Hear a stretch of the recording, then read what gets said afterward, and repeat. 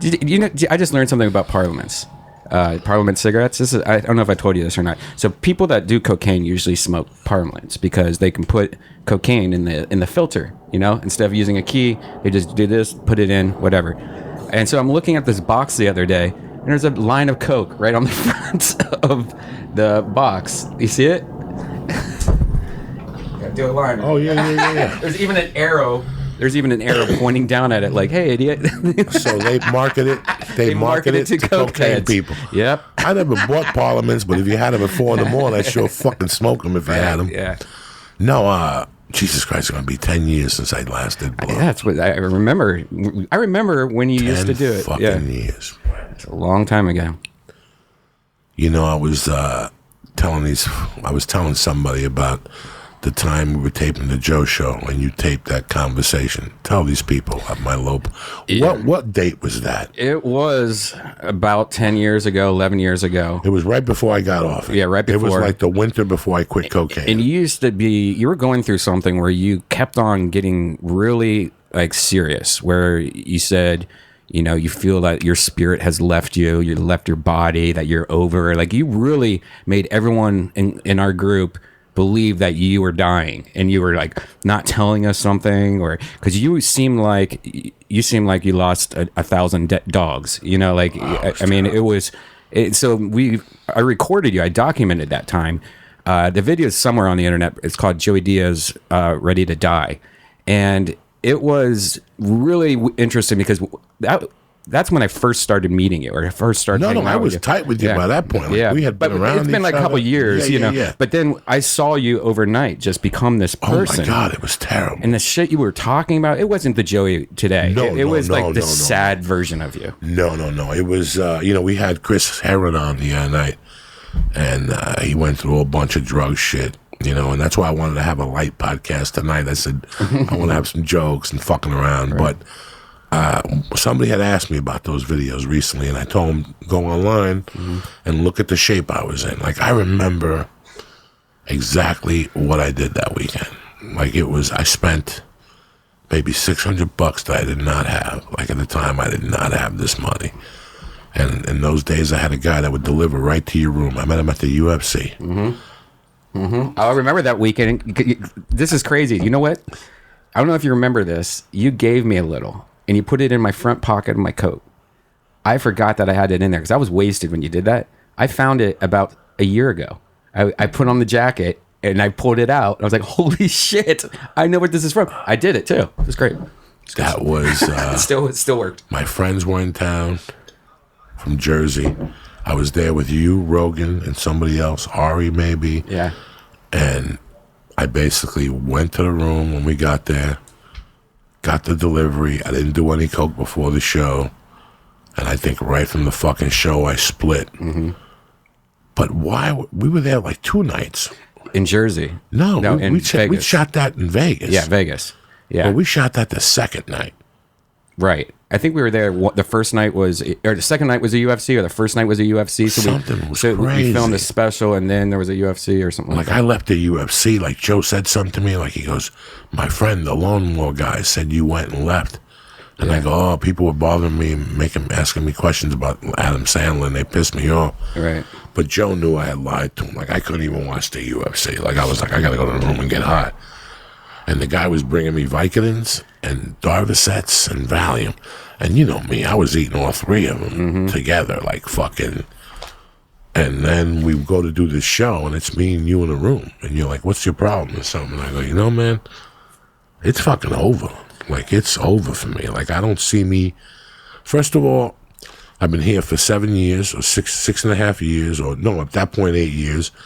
I have no success at no level.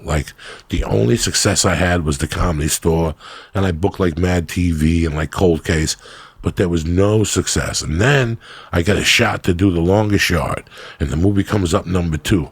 And all these people on the set are going, dog, when this movie comes out, your phone's not going to stop ringing. Well, the movie came out, and then the phone didn't fucking ring. Not at all. I got called into 2 pilots or something. And I got a meeting with Tom Hanks. That was it. Nobody else called. So it just kept mounting. It kept mounting. So the movie came out in May of 2005. By fucking December of 2005, I was a mess. And all of 2006, I got the fat ball removed. That's right. And that was when we thought you knew what that fat ball was, because you would say, make it cute, like you would have jokes about it, like giving it a cigarette or something, and like how you just had this big like cyst type thing on your neck. A cyst on my fucking neck. You just told us it was just fat juice or something like that. And me and Joe realized, I think it's something worse. That's why he's so depressed and he's going through this. Then we thought you knew what it was, and it was like you didn't want to tell us. Like, hey, no, they knew from the beginning. It was so had weird. No cancer in it. I just I couldn't do this girl I was dating any justice. You know, I was fucking failing as a comic. You know, the only shot I got, nothing had turned from it, and I was deep in the bag. And by that point, I was deep in anything you had. Mm-hmm. By 2006, I was deep into whatever you had. Like when I went to El Compadre, if you had, you know, I went through the crack episode. You know, I still remember getting the surgery on Tuesday, not doing coke, like one day before. Like they said, stop. That's 30 days before the surgery. 30 days. I stopped the night before. Like I stopped. 4 a.m. Yeah, and then I fucking, I'll never forget going home and snorting coke and blood was coming out of the stitches. Like, what point of your life do you have? I had nothing, man. And this poor girl who loves me, I can't do nothing. I pay half the rent 1 month, and 1 month I wouldn't pay rent. Like, we had to get a fucking loan for $600 a month. Mm-hmm. For 6 years, we paid $636 a month for 6 years from the disaster I did at that house. And it just wouldn't work. And then I was just doing road gigs with Joe, and basically snorting my fucking ass off. That poor kid, and he knew it, and he was starting to get depressed on me. Yeah, he gets upset about that. He really was getting upset. Yeah. And then 2007 hit, and I was on a real tear. And then I started doing heroin. That summer, I was like, you know what? I'm not going to last. I'm going to just do heroin, and that'll slow it down. And then, by the grace, I still remember going to San Francisco with you. And we were at that fucking hotel with the nautical that had the red seafood soup. Yeah. You remember what hotel? Yeah, the red chowder. The red chowder. From the mermaid yes. place. We stayed at, we were at Cobb's. Yeah. And we would stay in there. And I still remember going to San Francisco and being clean for 2 months. Like, it was the exact date. Like, January, we were up there, and remember the room was sold out around the corner, and it was me, you, remember, a bunch of us. Remember they found a suitcase across the street from the hotel in the water, in the ocean, and it was a woman chopped up in pieces. Do you remember that?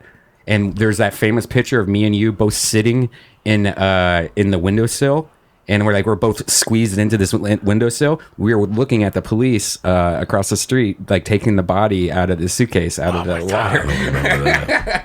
It was just like, wow, we're just watching this crazy CSI shit.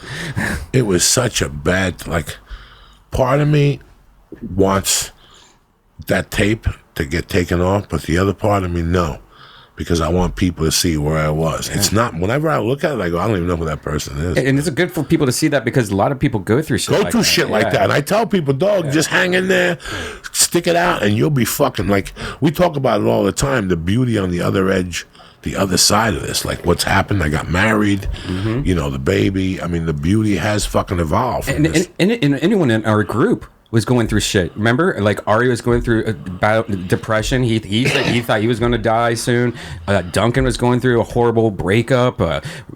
Eddie Bravo was so poor that he was so broke, and then overnight everybody has really changed their life around. Like, there was some. It's just to show you, man. Like, so many people come up to me and go, if it wasn't for the podcast, I had no life, and I was just working this horrible job, and I was depressed all the time. I thought my life was over. And then they started listening to podcasts. Now they feel like they have friends and shit like that. You hear that shit all the time, So it's really interesting that we documented that time of your life, because that really was one of the first times I ever had a friend really, like, I felt like my friend was going to die. That's never happened before I've had people just kill themselves, but I've never had somebody like. I didn't think I was going to kill myself. No, I thought you were going to die. I just thought that hit a bong. I just thought that my heart was going to stop, and then something came over me. Like when Marilyn got the cancer, that was it. Oh, that was a horrible time too. Once Freddie Soto. Yeah, but once Marilyn got the fucking cancer, was when I went to her house, and I'm like, you know what? Dying doesn't look like fun. Yeah.